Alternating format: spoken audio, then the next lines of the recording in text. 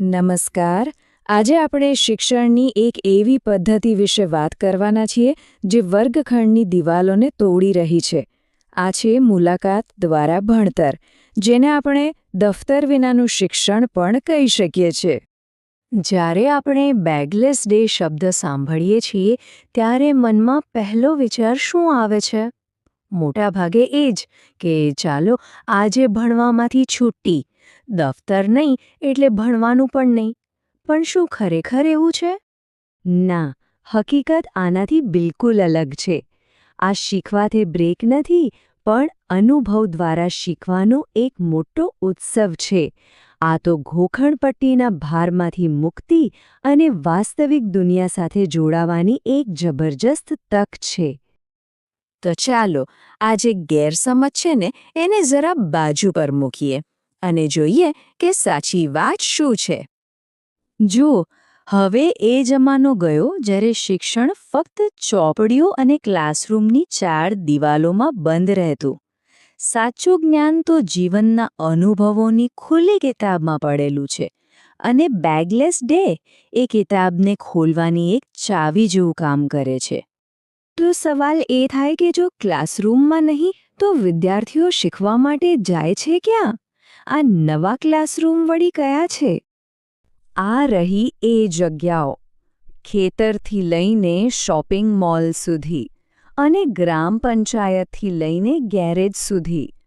આ દરેક જગ્યા પોતે જ એક જીવતું જાગતું પાઠ્યપુસ્તક છે, જ્યાં વિદ્યાર્થીઓ આપણી આસપાસનો સમાજ કેવી રીતે કામ કરે છે એ નેરીતે જુએ છે અને જાત-જાતના વ્યવસાયોને નજીકથી અનુભવે છે. પણ સૌથી મોટો સવાલ કે આ બધી જગ્યાએ જવાથી પુસ્તકોમાં જે ભણવાનું છે એનું શું? ગણિત, વિજ્ઞાન જેવા અઘરા વિષયોનું શું? ચાલો એ કડીને જોડીએ. ચાલો પહેલું ઉદાહરણ લઈએ વિજ્ઞાનનું. જ્યારે કોઈ વિદ્યાર્થી ખેતરની મુલાકાત લે છે ત્યારે એ ખાલી લીલોતરી નથી જોતું. ના, એ તો જાણે જીવતી જાગતી સાયન્સ લેબમાં પહોંચી જાય છે. ત્યાં એ જમીનના અલગ અલગ પ્રકારો વિશે શીખે છે, ટપક સિંચાઈ જેવી પદ્ધતિઓ નજરે જુએ છે, ખાતર કેવી રીતે કામ કરે છે એ સમજે છે અને આસપાસના જીવજંતુઓ વિશે જાણે છે. આ બધું જ તો વિજ્ઞાન છે, પણ ક્લાસરૂમની બહાર. હવે વાત કરીએ ગણિતની. ઘણા લોકોને આ વિશે માથાનો દુખાવો લાગતો હોય છે, ખરું ને? પણ વિચારો, એ જ ગણિત બેંકની એક મુલાકાતથી કેટલું રસપ્રદ બની શકે છે.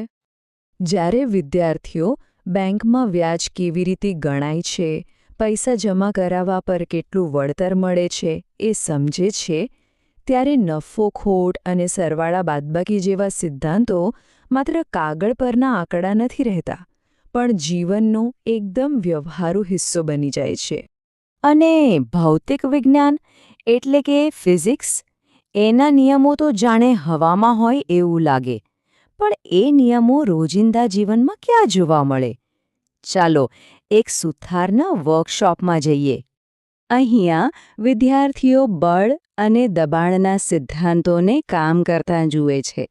કરવત અને પકડ જેવા સાદા યંત્રો કેવી રીતે કામ સહેલું બનાવે છે એ સમજે છે, અને માપ લેવાની રીત અને ભૂમિતિ તો જાણે અહીં જીવંત થઈ જાય છે.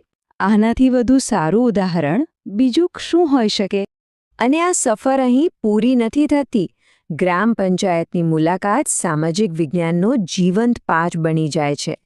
માટીકામ કરતાં કરતાં કલા અને ભાષા બંને શીખવા મળે છે. એ જ રીતે વોટર પ્લાન્ટમાં રસાયણ વિજ્ઞાનના પાઠ અને શોપિંગ મોલમાં જીએસટી અને માર્કેટિંગ જેવા વાણિજ્યના સિદ્ધાંતો એકદમ સ્પષ્ટ થઈ જાય છે. પણ એક મિનિટ, આ બધું તો થયું પુસ્તકોના જ્ઞાન વિશે. શું શિક્ષણનો અર્થ ફક્ત માર્ક્સ લાવવાનો છે? ના, આ પદ્ધતિનો સૌથી મોટો ફાયદો તો જીવન જીવવા માટે જરૂરી કૌશલ્યોના વિકાસમાં છે. કહેવાનો મતલબ એ છે કે આ અનુભવો માત્ર ચોપડીનું જ્ઞાન નથી આપતા. એનાથી એક ડગલું આગળ વધીને તે જીવન જીવવાની સાચી કળા શીખવે છે. જ્યારે વિદ્યાર્થીઓ સમાજના જુદા જુદા લોકો સાથે વાતચીત કરે છે ત્યારે તેમનામાં જે આત્મવિશ્વાસ આવે છે એ અલગ જ હોય છે. તેઓ નાના નાના નિર્ણયો લેતા શીખે છે, બીજાની મહેનત પ્રત્યે માન અને સહાનુભૂતિ કેળવાય છે, અને તેઓ વધુ વ્યવહારુ બને છે. અને આ એવા કૌશલ્યો છે જે દુનિયાની કોઈ ચોપડી શીખવી શકતી નથી. તો આ બધી ચર્ચા આપણાને એક જ મુખ્ય વિચાર પર પાછા લાવે છે: શિક્ષણનો સાચો સાર શું છે? યાદ રાખો, બેગલેસ ડે એ અભ્યાસક્રમમાં કરેલો કોઈ નાનકડો ફેરફાર નથી. ના, આ તો શિક્ષણ તરફ જોવાની આખી દૃષ્ટિને જ બદલી નાખે છે. તે માને છે કે જ્ઞાન માત્ર માહિતી ભેગી કરવાનું નામ નથી, પણ અનુભવમાંથી જે મળે છે એનું નામ છે. આપણે સૌએ વડીલો પાસેથી સાંભળ્યું છે કે અનુભવ એ જ સૌથી મોટો શિક્ષક છે. બસ, આ બેગલેસ ડેનો વિચાર એ જ જૂની પણ સોના જેવી વાતને ફરીથી શિક્ષણના કેન્દ્રમાં લાવી રહ્યો છે. તો અંતે એક સવાલ આપણી સૌની માટે: જ્ઞાન મેળવવાનો અસલી રસ્તો કયો છે? વર્ગખંડનો બંધ દરવાજો કે પછી અનુભવોથી ભરેલી આ આખી દુનિયા?